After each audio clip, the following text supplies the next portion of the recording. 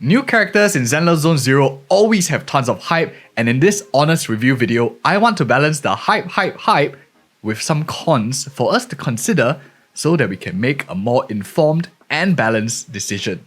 So in this boxing match of pros and cons, let's first things first start off with pro number 1, Lighter's utility.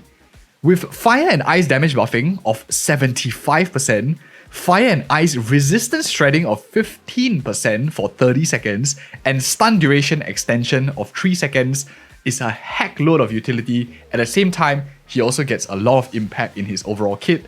Lighter is the best friend for any ice and fire damage dealer in the game, while also contributing decent damage himself while on field. Even if you have Collider or Lycan, or perhaps you don't even have them, Mr. Lighter here definitely feels like a significant upgrade to both of them, and probably likely going to anchor his place as best in slot for fire and ice teams, especially if you're looking for that stun unit. Pro number 2, now we're going up 2 for 0 now. His additional ability is also super easy to proc. Very similar to the likes of Ting Yi's additional ability, requiring you to only need an attack unit and a same faction unit, meaning you just need another one from the Sons of Caledon faction. If we take a look at the broad roster of Sons of Caledon, it means your team compositions are super flexible. You have Bernice in the same faction, who gives you access to anomaly teams. You have Lucy, a excellent support unit that gives you access to any basically DPS that you want to run in the last slot. Or you even have Caesar if you wanted a bit of more sustain. Your stun, Caesar, plus anyone else that you want to do. You have very good amounts of flexibility just because of how versatile the Sons of Caledon faction is itself. This allows you to maximize the amount of fire teams he plays in, as well as ice teams that he plays in, to get maximum utility from your Lighter. Now, it's 2 for 0 now. This is supposed to be a balanced review, so it's time for the cons to throw in a few punches, and let's get on with cons number 1, which is his biggest downside. Actually, it's ironically his biggest strength as well.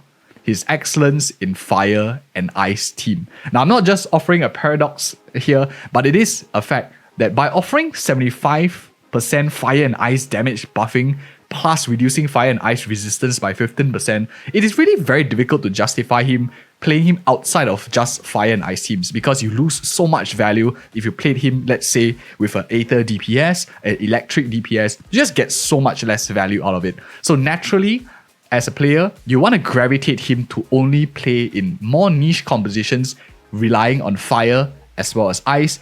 And this niching down might not be something that you fancy too much. Maybe you prefer a more broader style in the game.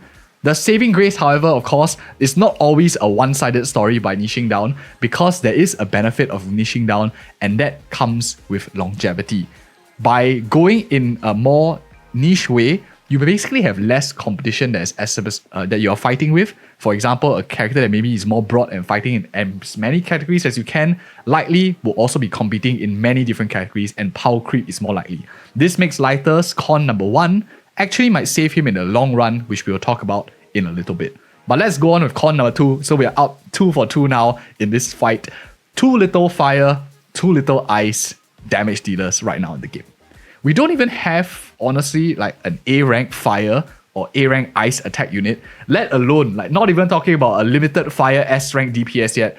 This really makes Lighter's current team compositions revolve around 2 main units, which is Soldier 11 and Ellen. Sure, there are some people that run like Lucy, DPS and whatever not, but the main attack unit specifically is Soldier 11 as well as Ellen currently in the game, which are by no means weak units, no slouches themselves. They are still extremely strong units, but Ellen is a 1.0 unit, and Soldier 11 does require some luck or 300 standard tickets to guarantee in the standard selector. What this means is if you are a new player joining the game, the chances of you able to use Lighter to his fullest potential is much less than someone that maybe started in patch 1.0, or perhaps, unless of course you got like Soldier 11 in your team compositions.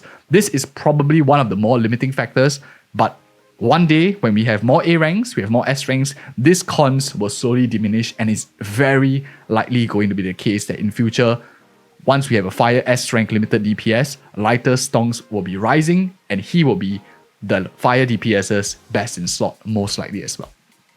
Currently, what are we at? We're at 2 for 2 now, pros and cons. So let's round things up nicely with the last two, 1 pro, one con to keep it balanced as all things should be.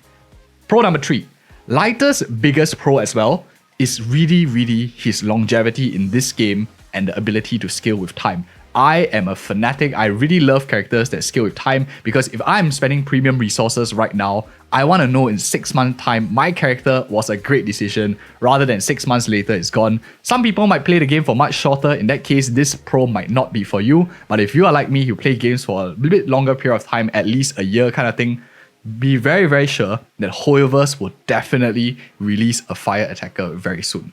There come a day where we need to rotate out of the current meta, which is anomaly focused as of time of recording. And of course, maybe you already have ice, you already have a bit of Aether, limited characters that come out, eventually electric. Fire is likely going to be next in line. And when fire comes, when that day comes, his team compositions will drastically increase tremendously, especially when a new meta arrives.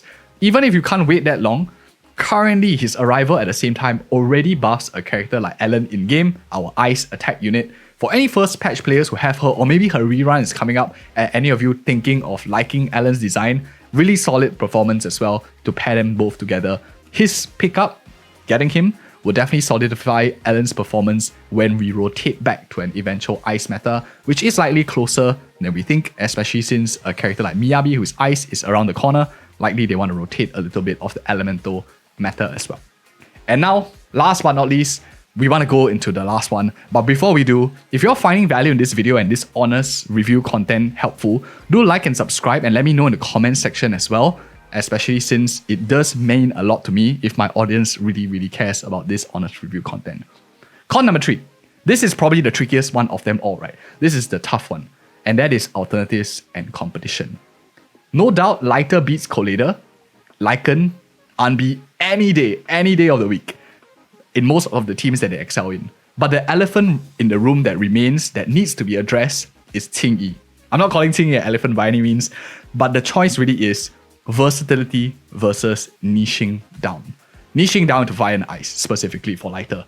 The question then is, the choice between versatility and niching down, generally speaking, early on in the game in terms of resource allocation, versatility offers a lot more value because you need less to do more. But later on in the game, you want your characters to really push and bring you a little bit further. That's when niching down is a lot more. And we are in a fork in the road right now where there are some people who are already started in the first patch and some people who are very new. So I'll leave that decision to you depending on how long you feel you're in and whether you're ready to niche down as well. But for day one players like myself, as well as some of you watching this video, it is a time where niching down is actually going to be very helpful for your account. And I think that's why Hoyoverse is introducing this character now, and it's very fine. But at the end of the day, every player has their preference, and it's not my intention to force a decision from you. But if you want to know my personal thoughts on both of them at the end of the day, you can kind of compare the ratings of the characters I give in every single of like these reviews.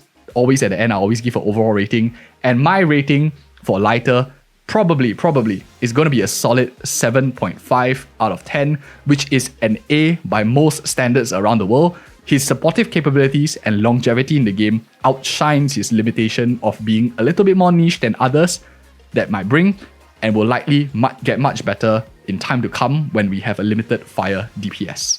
If you're interested in more Lighter content, consider checking out these 2 other videos, especially this one on Lighter investment value. And thank you guys again so much for watching, your time, and see you in the next video.